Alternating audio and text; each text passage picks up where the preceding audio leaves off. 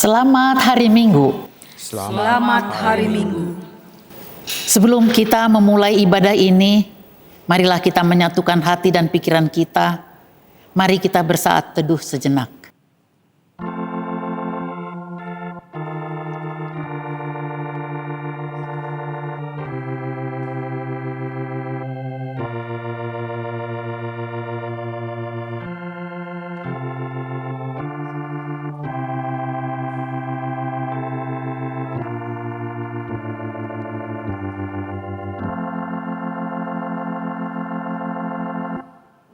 Amin.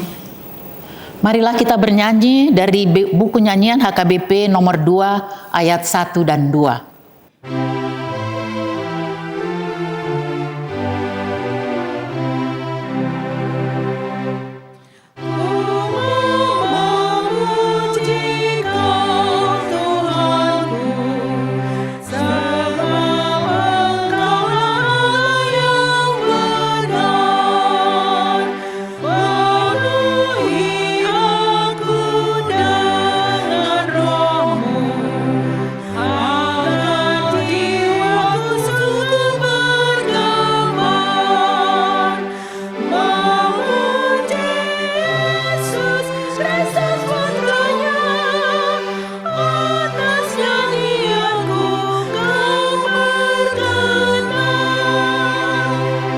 Jemaat diundang berdiri.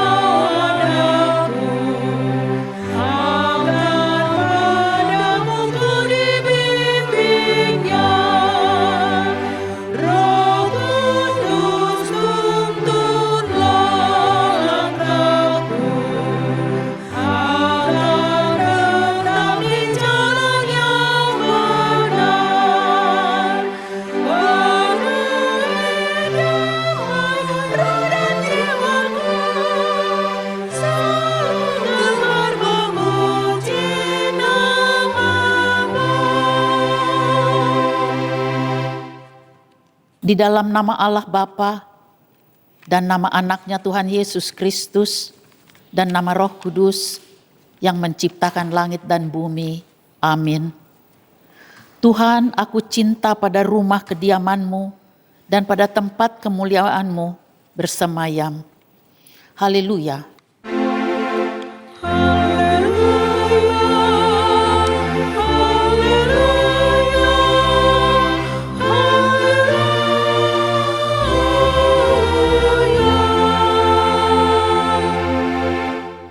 Marilah kita berdoa. Ya Tuhan Allah Bapa kami yang di surga, Engkau telah memperkenalkan diri-Mu melalui firman-Mu, bahwa Engkau mengasihi kami, yaitu dengan memberi pengampunan dosa kepada kami. Perkenankanlah diri-Mu kepada kami, supaya kami mengenal Engkau, dan kami melakukan kehendak-Mu dengan kuasa Roh Kudus. Amin. Jemaat persilakan duduk. Marilah kita bernyanyi dari buku nyanyian HKBP nomor 506 ayat 1 dan 4.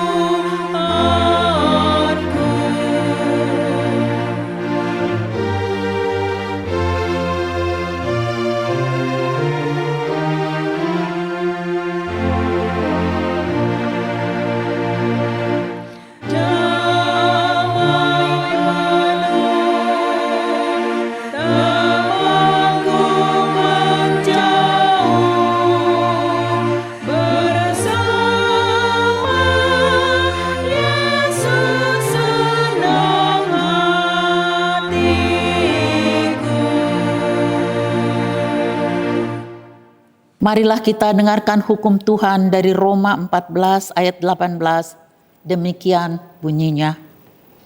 Sebab itu, marilah kita mengejar apa yang mendatangkan damai sejahtera dan yang berguna untuk saling membangun. Demikian hukum Tuhan. Marilah kita memohon kekuatan dari Tuhan untuk melakukan hukum-Nya. Ya Tuhan Allah, kuatkanlah kami melakukan yang sesuai dengan hukum-Mu. Amin. Mari kita bernyanyi dari buku nyanyian nomor 182 ayat 1 dan 4.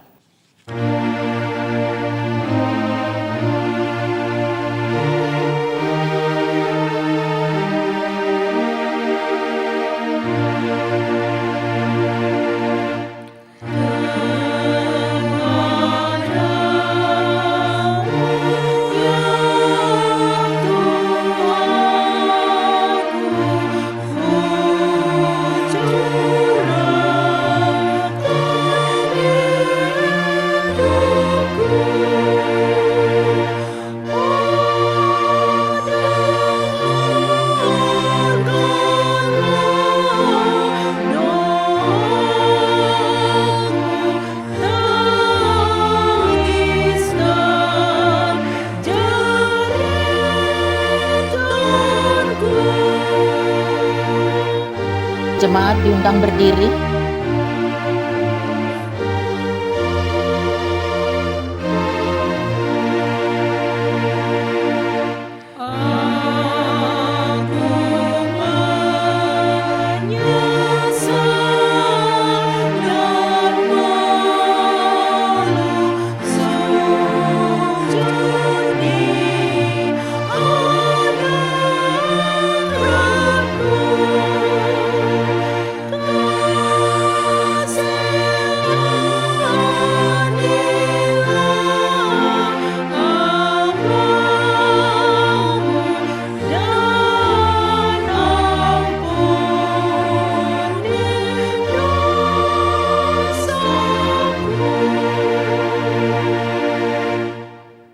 Marilah kita berdoa mengaku dosa-dosa kita.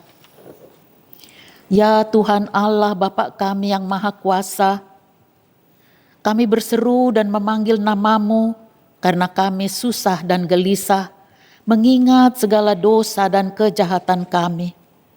Kasihanilah kami orang berdosa ini, ya Tuhan Yesus Kristus. Engkau telah datang ke dunia menjadi manusia, mati dan bangkit kembali, serta naik ke surga untuk membela dan menyelamatkan kami.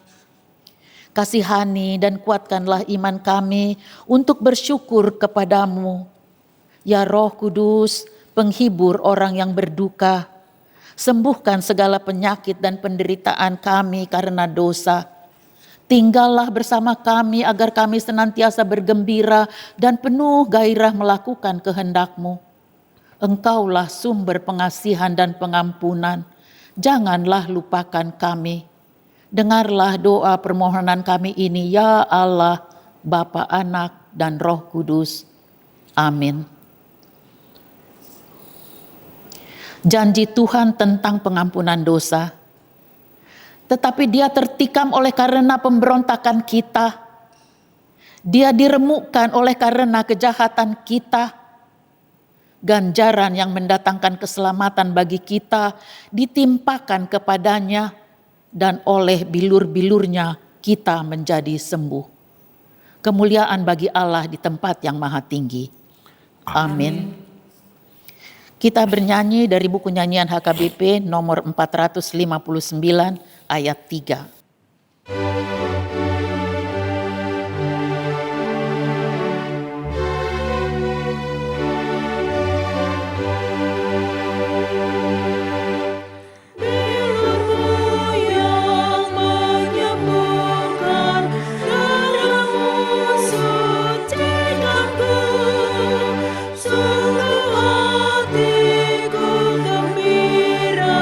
Yesus pandang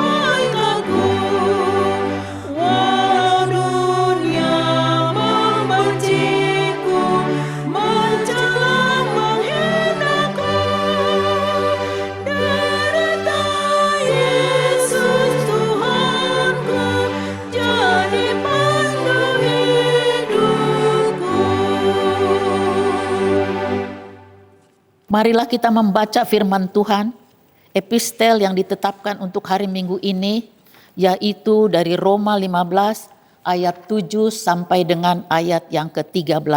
Kita baca secara bergantian. Sebab itu, terimalah satu akan yang lain, sama seperti Kristus juga telah menerima kita untuk kemuliaan Allah. Yang aku maksudkan ialah bahwa oleh karena kebenaran Allah, Kristus telah menjadi pelayan orang-orang bersunat untuk mengokohkan janji yang telah diberikannya kepada nenek moyang kita. Dan untuk memungkinkan bangsa-bangsa supaya mereka memuliakan Allah karena rahmat-Nya, seperti ada tertulis, sebab itu aku akan memuliakan engkau di antara bangsa-bangsa dan menyanyikan mazmur bagi namamu. Dan selanjutnya, bersukacitalah hai bangsa-bangsa dengan umat-Nya. Dan lagi, pujilah Tuhan, hai kamu semua bangsa-bangsa, dan biarlah segala suku bangsa memuji Dia. Dan selanjutnya kata Yesaya, taruh dari pangkal Isai akan terbit, dan ia akan bangkit untuk memerintah bangsa-bangsa, dan kepadanya lah bangsa-bangsa akan menaruh harapan. Semoga Allah sumber pengharapan memenuhi kamu dengan segala sukacita dan damai sejahtera dalam iman kamu, supaya oleh kekuatan Roh Kudus kamu berlimpah-limpah dalam pengharapan. Demikian pembacaan firman Tuhan. Berbahagialah orang yang mendengar firman Allah serta memeliharanya. Amin. Marilah kita bernyanyi dari buku nyanyian HKBP nomor 123 ayat 1 dan 3.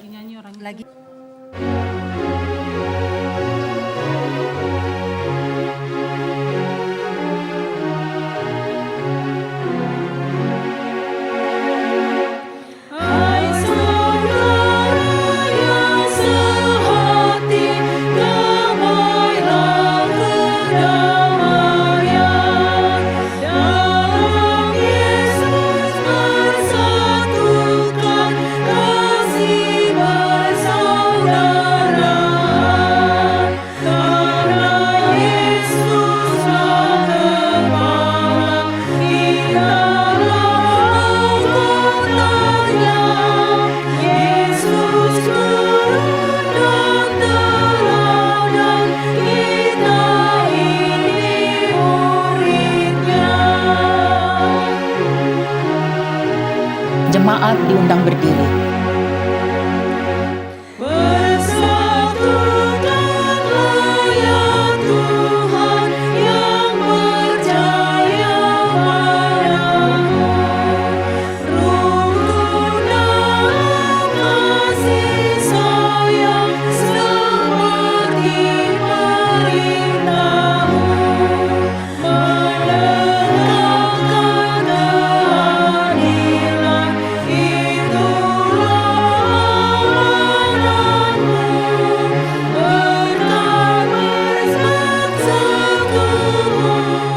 menegakkan keadilan.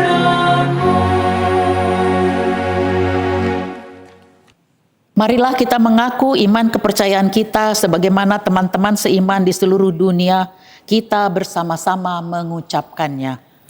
Aku percaya kepada Allah, Bapa yang Maha Kuasa, Khalik langit dan bumi. Aku percaya kepada Yesus Kristus, Anak-Nya yang tunggal Tuhan kita, yang dikandung daripada Roh Kudus, lahir dari anak darah Maria, yang menderita sengsara di bawah pemerintahan Pontius Pilatus, disalibkan, mati dan dikuburkan, yang turun ke dalam kerajaan maut. Pada hari yang ketiga, bangkit pula dari antara orang mati, naik ke surga, duduk di sebelah kanan Allah, Bapa yang Maha Kuasa.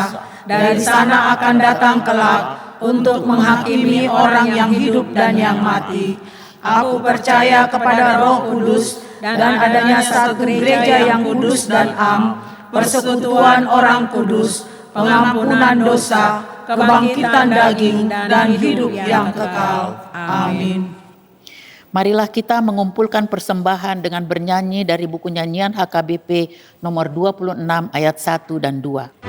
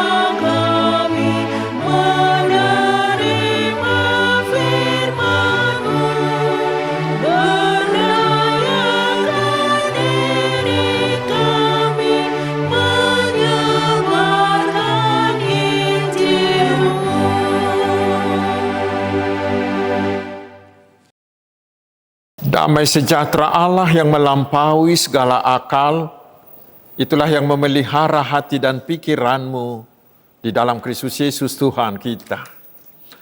Amin. Selamat hari Minggu saudaraku, mari kita menerima firman Tuhan yang ditetapkan menjadi landasan khotbah di minggu kedua sesudah Epifanias ini, yaitu dari kitab Nabi Hagai, pasal yang kedua ayat 1b hingga ayat yang ke-10. Saya akan bacakan untuk kita, mari kita simak dengan baik.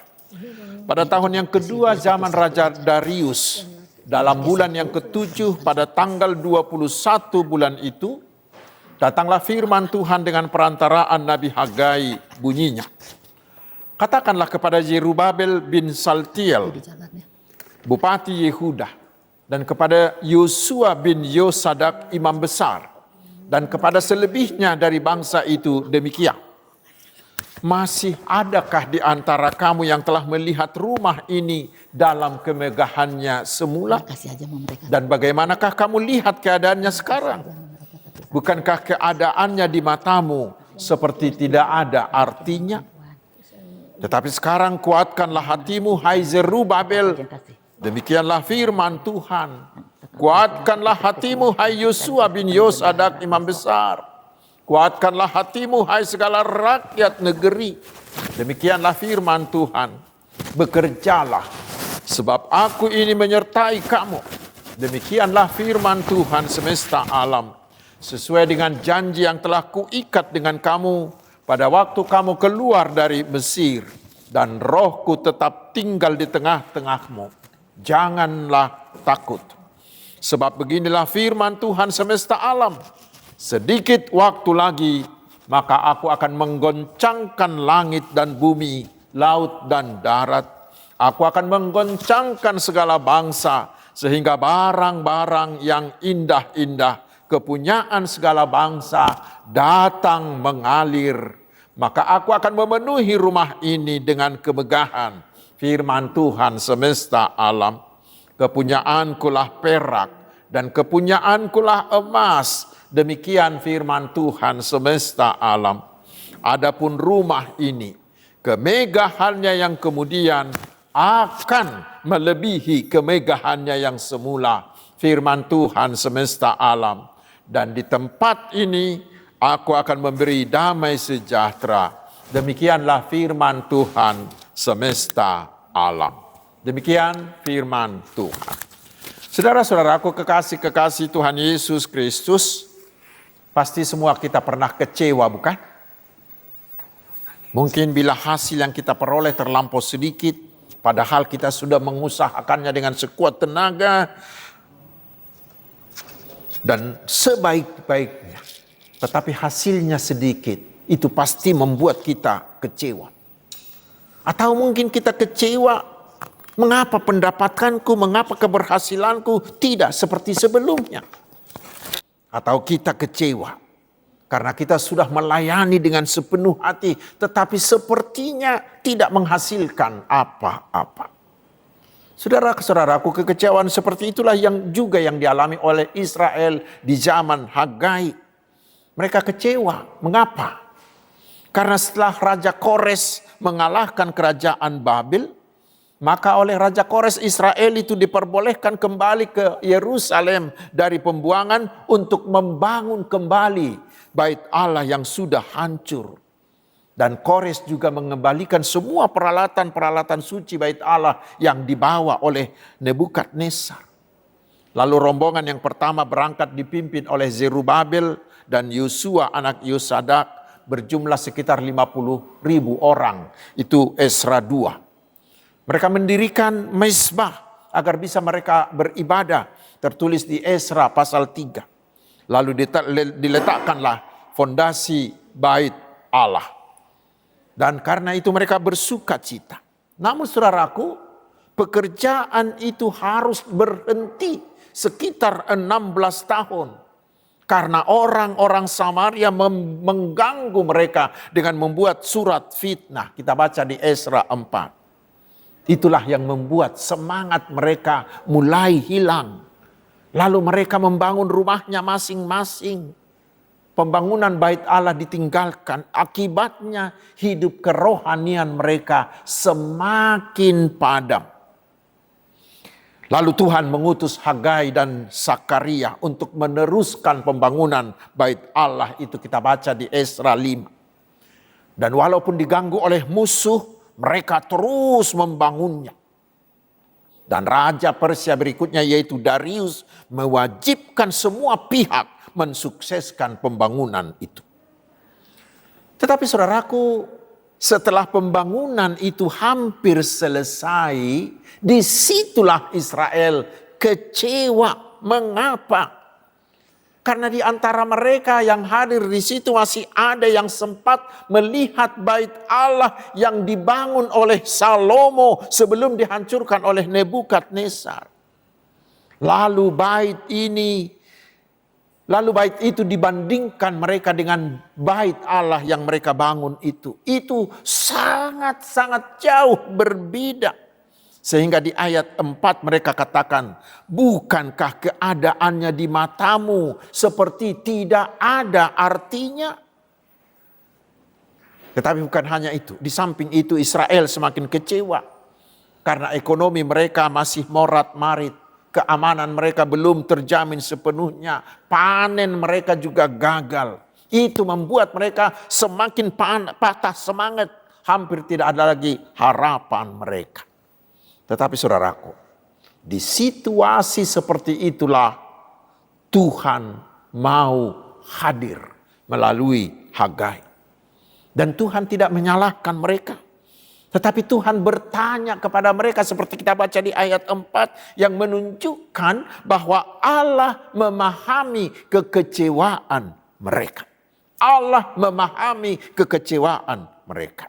Saudara-saudaraku, di antara kita juga yang mendengarkan khotbah ini, mungkin ada yang sedang kecewa, yang membuat semangat hidup dan pengharapan kita menjadi padam. Mungkin karena penghasilan kita tidak selancar dahulu, atau mungkin karena kesehatan kita semakin menurun, atau karena karakter dan perilaku suami kita atau istri kita tidak seperti yang kita harapkan. Mungkin kita kecewa melihat anak-anak kita yang tidak serius belajar, tetapi asik bermedsos, asik main game, balapan liar, tawuran. Atau mungkin kita kecewa karena pelayanan kita yang tidak menghasilkan buah. Saudara-saudaraku, firman Tuhan hari ini menguatkan hati kita bahwa Tuhan tidak pernah jauh, tetapi selalu ada, selalu hadir dalam setiap kekecewaan kita. Allah melihat dan Allah mau campur tangan untuk menghapus semua kekecewaan kita itu. Karena semuanya itu ada di depan mata Tuhan kita. Karena itu tuh saudaraku, jangan pernah putus asa. Jangan pernah biarkan semangatmu menurun. Ingat, Tuhan tidak pernah jauh, tetapi Tuhan hadir untuk kita. Tetapi bukan hanya itu saudaraku, Tuhan bukan hanya memahami. Tetapi di ayat 5 Tuhan berkata kepada Zerubabel, pemimpin mereka, kuatkanlah hatimu, bekerjalah. Mengapa hatinya Zerubabel bisa menjadi kuat? Karena Tuhan berkata, sebab aku ini menyertai kamu. Tentu sekali ini kan menjadi sebuah penyemangat yang luar biasa. Karena seorang suami, seorang orang tua, seorang sahabat dianggap baik adalah bila mereka ada untuk kita di saat kita membutuhkan mereka, bukan? Demikian dengan Tuhan Allah kita. Bila hati kita gundah, bila hati kita galau, bila kita tertekan karena rasa kecewa, atau bila jiwa kita begitu berat menanggung pergumulan kita, apa yang paling kita butuhkan? Apa yang paling saudara butuhkan? Pasti yang paling saudara butuhkan adalah adanya seorang sahabat yang mau menghibur, yang mau menyemangati. Atau adanya sebuah pundak tempat kita meletakkan kepala kita. Atau adanya dada tempat kita menangis, meluapkan perasaan kita. Seperti itulah Allah kita. Dia selalu hadir untuk kita di segala sesuatu, di segala keadaan, di saat kita membutuhkan Dia. Dia selalu ada untuk kita.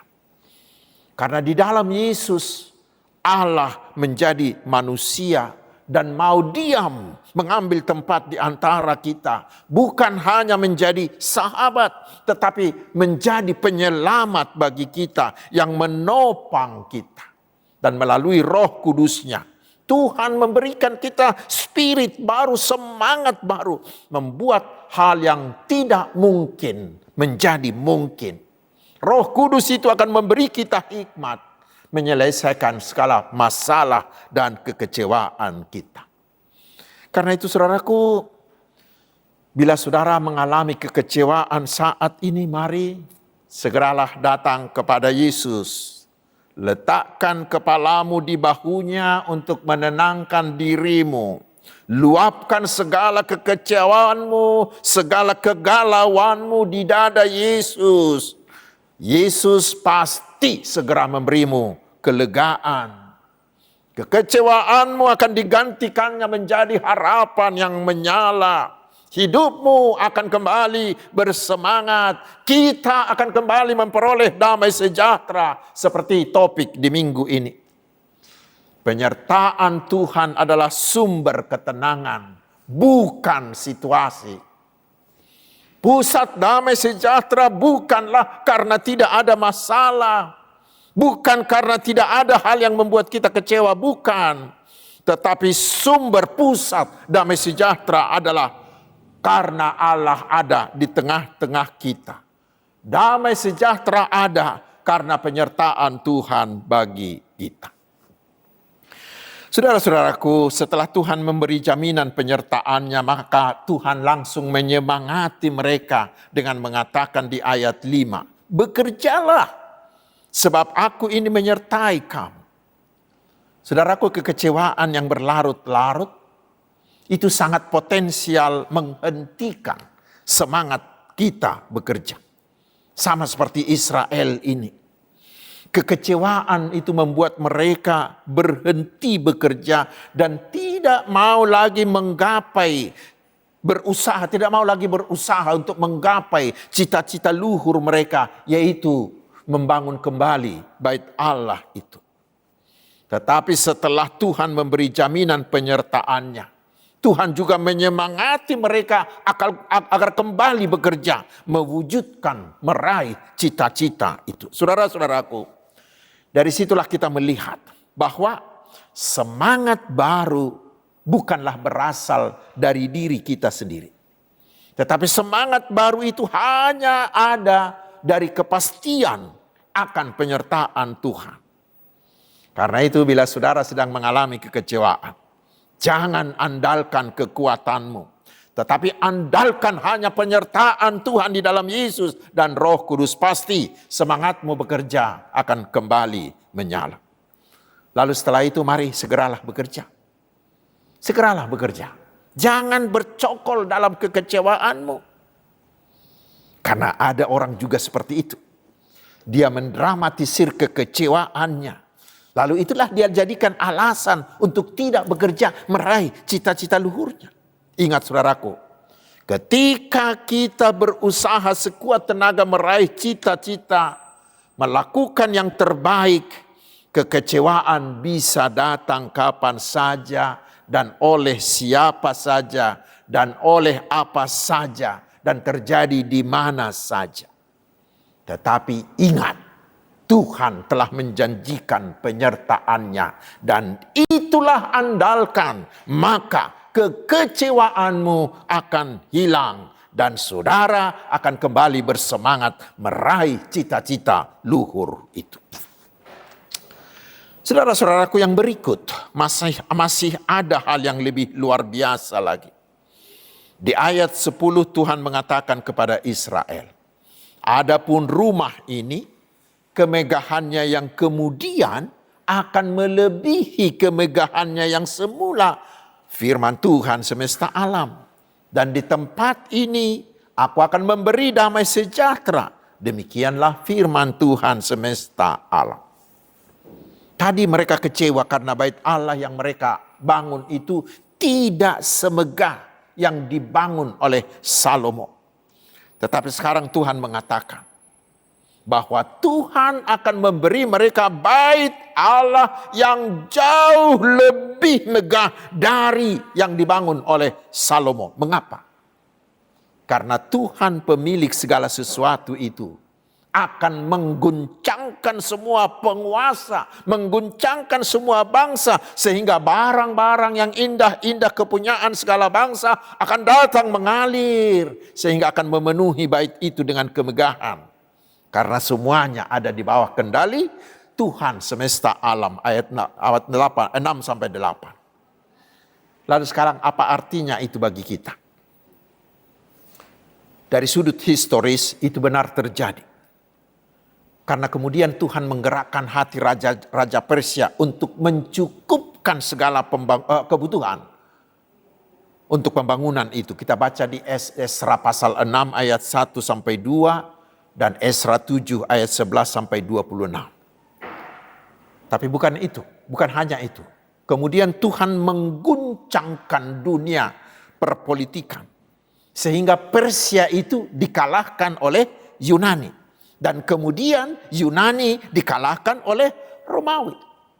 Dan semuanya itu menjadi jalan Tuhan, menjadi alat Tuhan untuk mewujudkan rencana keselamatannya. Karena sesudah bait Allah itu diselesaikan oleh Zerubabel, maka Raja Herodes kemudian memperbaiki bait itu. Dan ketika itulah Tuhan Yesus datang. Dan Yesus mengatakan bahwa bait Allah yang sejati adalah tubuhnya sendiri. Dan orang-orang yang percaya kepada Yesus itu disebut sebagai bait Allah. Itulah pewujudan janji Allah ini.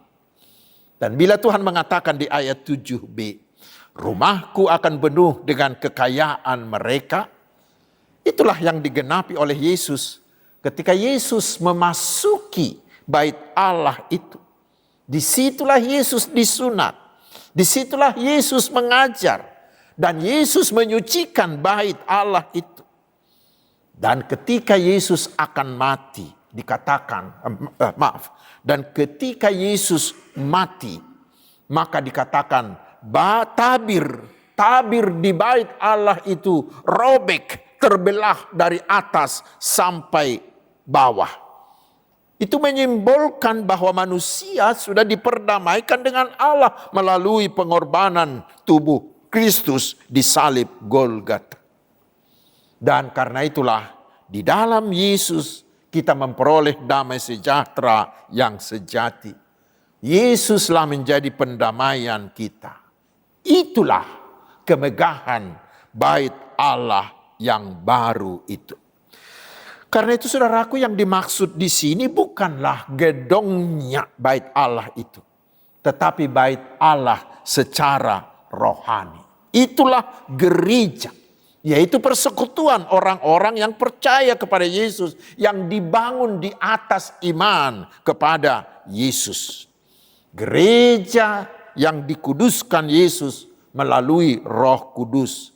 Gereja yang mulia karena sudah ditebus oleh darah Yesus. Dan itulah gereja, dan pemiliknya adalah Yesus. Saudara-saudaraku, dari situlah kita menerima jaminan bahwa Tuhan mampu mengubahkan kekecewaan kita menjadi sesuatu yang jauh melebihi ekspektasi, jauh melebihi dari yang kita harapkan. Karena Tuhan sanggup mengguncangkan dunia. Karena Tuhan sanggup mengguncangkan apa saja untuk melakukan perkara besar dalam hidup kita.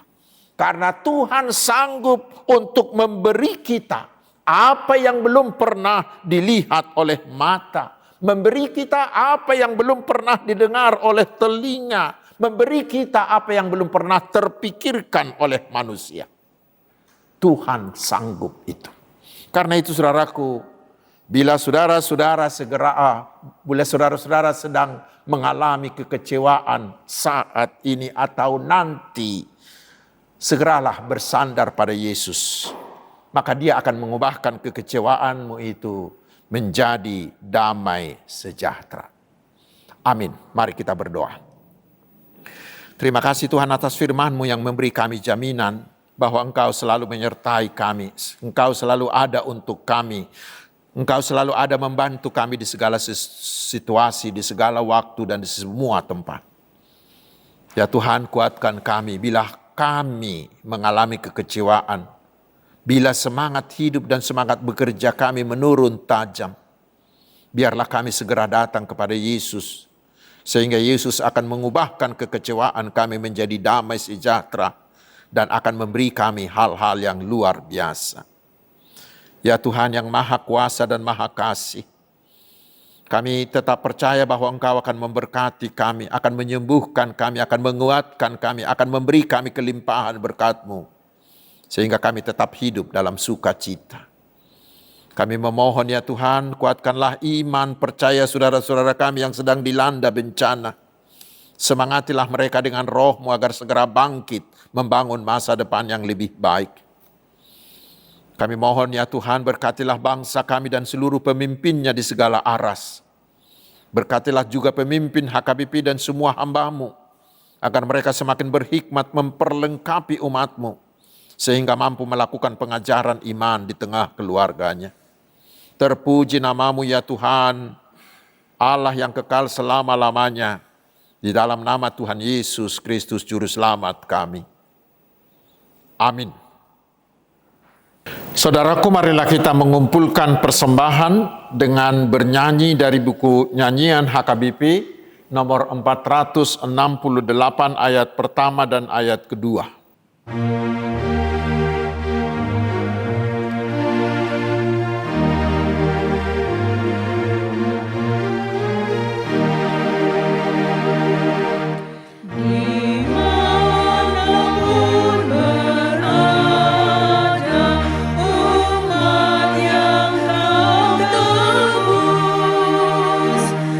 Terdengar pujian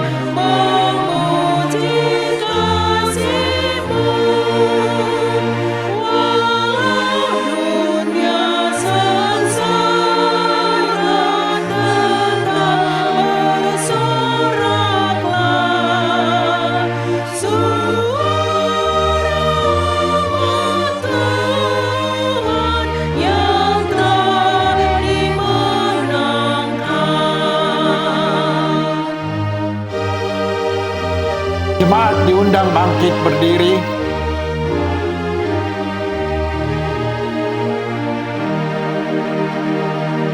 Mereka menyanyikan nyanyian yang baru di Golgota tercipta di salib yang kudus sengsara Tuhan Yesus dan kemenangannya semua berbahagia karena menebus. Marilah kita berdoa untuk menyerahkan persembahan ini kepada Tuhan. Ya Allah Bapa kami yang di surga, kami mengaku bahwa Tuhan adalah sumber dari segala karunia yang melimpah dalam hidup kami masing-masing.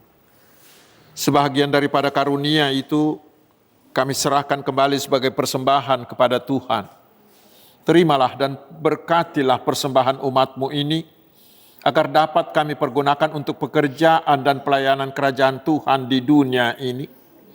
Bukalah hati kami untuk mengenal betapa banyak berkat dan karunia yang kami peroleh dari Tuhan, supaya kami senantiasa bersyukur kepadamu di dalam nama Yesus Kristus Tuhan kami. Amin.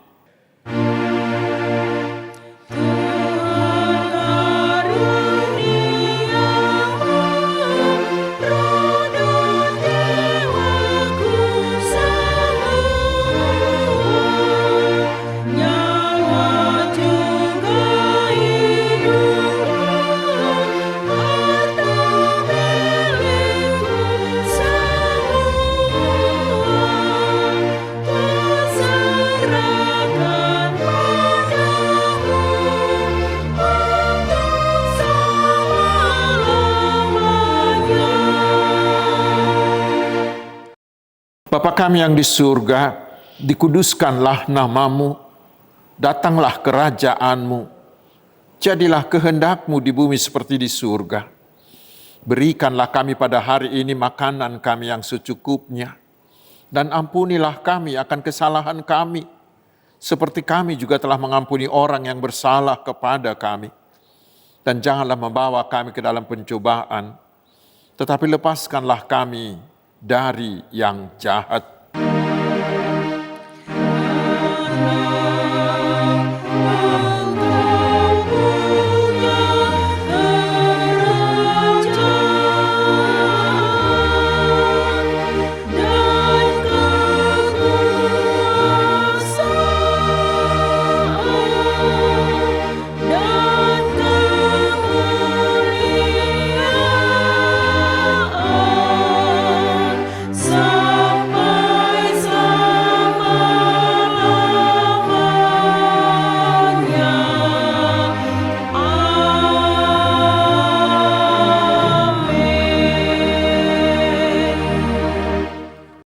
Terimalah berkat Tuhan. Tuhan memberkati engkau dan melindungi engkau. Tuhan menyinari engkau dengan wajah-Nya dan memberi engkau kasih karunia. Tuhan menghadapkan wajah-Nya kepadamu dan memberi engkau damai sejahtera.